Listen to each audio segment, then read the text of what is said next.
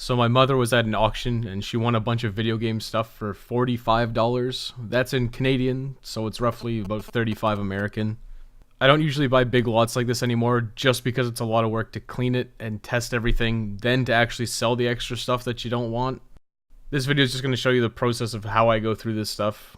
One is the initial reactions to this stuff, since I got it all sight unseen. Then there's going to be the breakdown and cleaning, because this stuff is always disgustingly filthy. Then you do testing and potential repairs, if applicable. Then there's lotting up and selling, filter out what you want to keep. I record some of the stuff on my phone, so I'll do subtitles or additional voiceover work because the audio is absolutely terrible.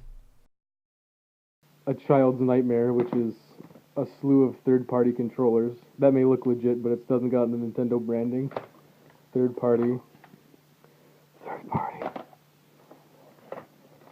There's a couple of legit PlayStation controllers. Another third-party PS2 controller.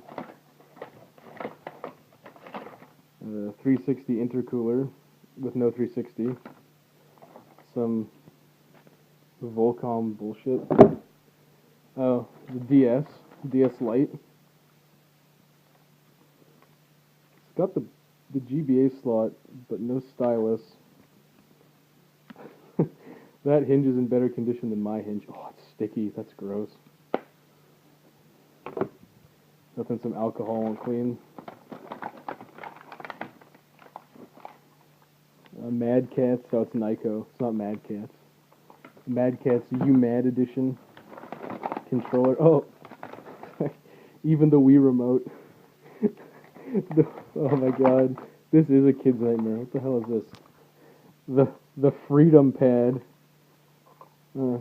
That's interesting. I've never seen that before.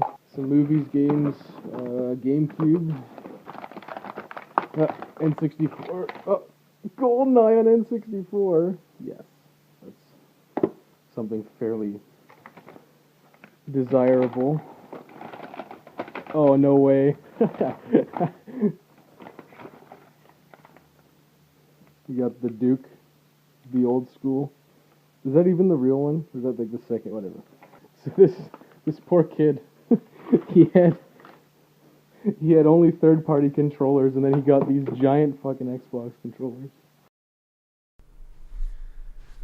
So this is a step most people wouldn't even bother with. I think it's worth it because people just don't like getting stuff that's filthy.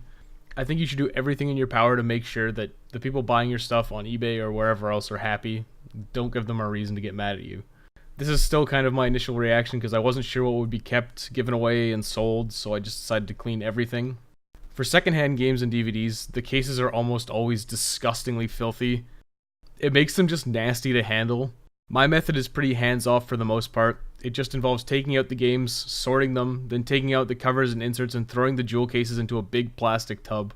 Then once you got them all, you take that tub of bins to the shower stall, fill it with hot water and some kind of cleaner, and just let them soak. Soaking it in the detergent bath removes a lot of the surface dirt, and with a little bit of effort you can remove the stickers pretty easily. It also makes them smell like oranges, which can help eliminate nasty odors like cigarettes. If the odor is really bad, like in the manuals or inserts, you can use dryer sheets to help suck it away. I've done this once for my entire collection, and I think it's genuinely worth it to do it. So I usually let them soak for at least 20 minutes. During that time I clean the games and DVD discs. This may trigger some people, but I just throw them in a bin, spray them with some kind of cleaner like Windex, and then just run them under a tap. CDs are pretty resilient, and honestly, in a lot like this, the stuff is either going to work or it's not.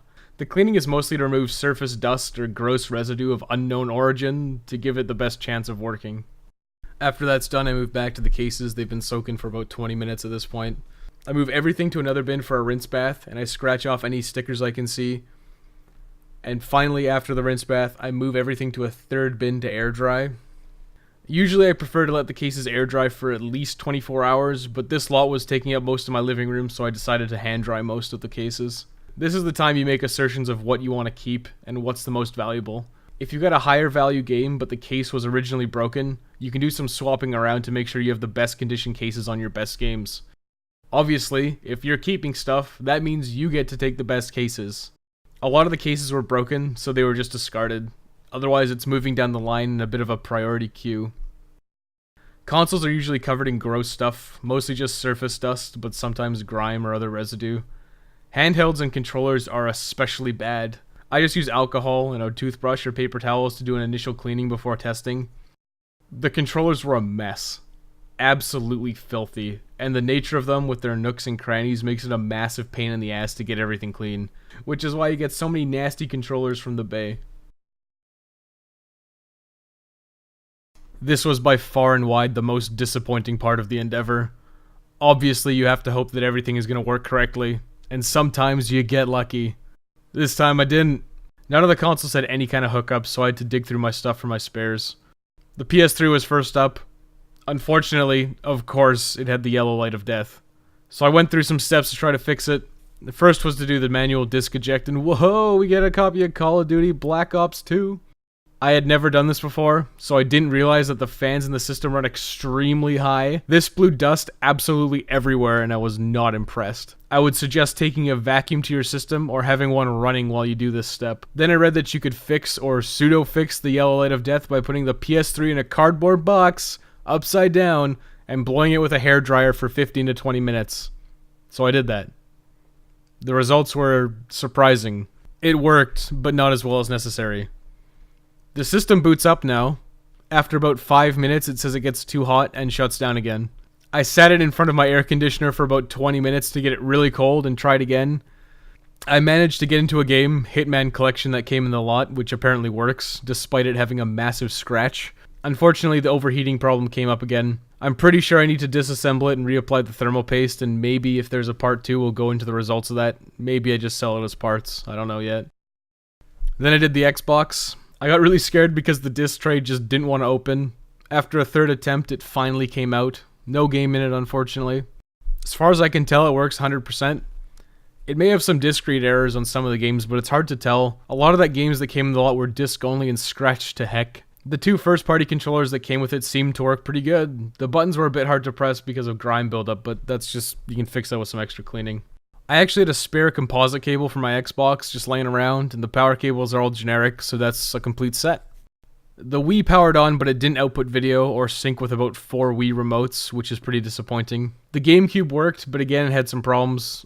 I couldn't recognize a controller in port 1, which is terrible. I only have Wavebirds, so that could have been the issue, but I don't know. The DS Lite was missing a stylus and a charger. You can get third-party ones on eBay for cheap. Chargers are like $4 shipped, and styluses are like 10 for $1 shipped to your house. I honestly don't understand how China makes any money. Unfortunately, the DS has a severe screen issue. It plays both GBA and DS games flawlessly. Feels good, the buttons are all fine, the screen is just extremely white or washed out at parts. I'm guessing it's some kind of water damage or exposure. I tested it a few times, and most recently it stayed normal for a good while. I'll probably sit on it, and I'll see if it goes away. If it doesn't ever completely go away, I'll look into replacing the screen. I didn't test the Sega Genesis Model 2 because I don't have cables for it. I have a CDX. The cables might be the same. I don't really care to check, and I didn't want to dig through any more of my stuff.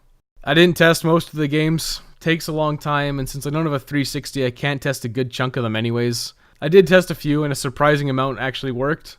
The Xbox demo discs were kind of funny.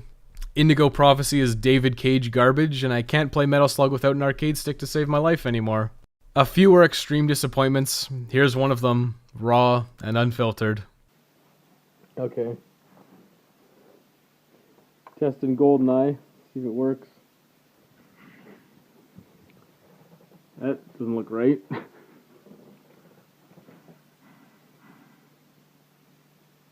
FIFA? What? France 98. This is FIFA? No! Why? Why would you do this to me?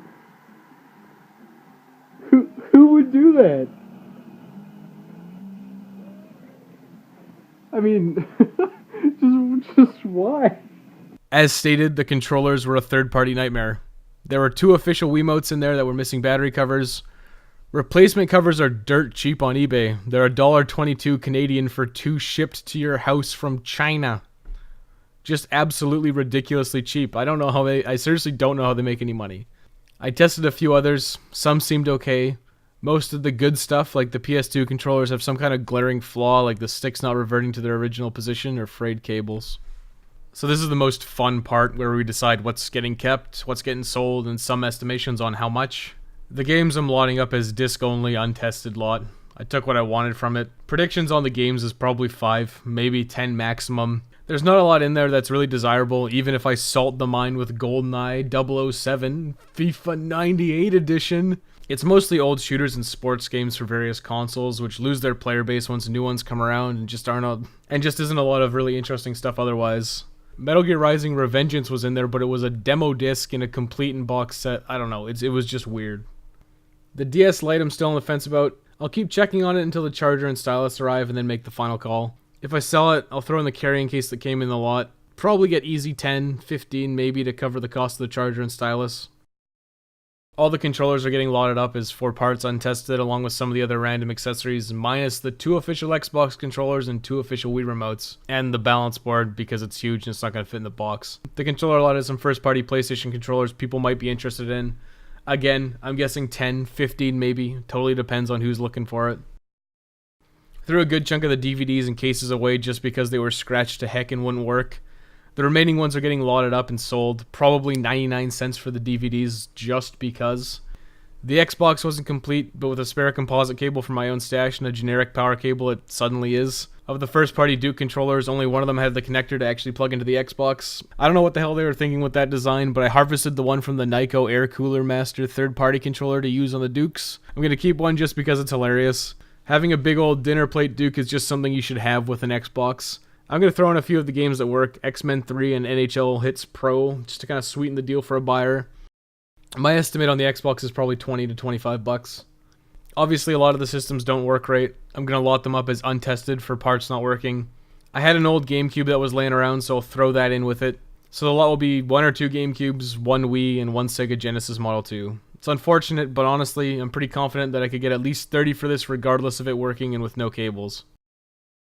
The PS3, if I can get it working, might have a future somewhere. Otherwise, if it's working, maybe 50 to 60 depending on if it's PS2 backward compatible or not. I honestly forgot to check, but I think it's not. If I can't fix it, 20 to 30 is probably fair for someone who can.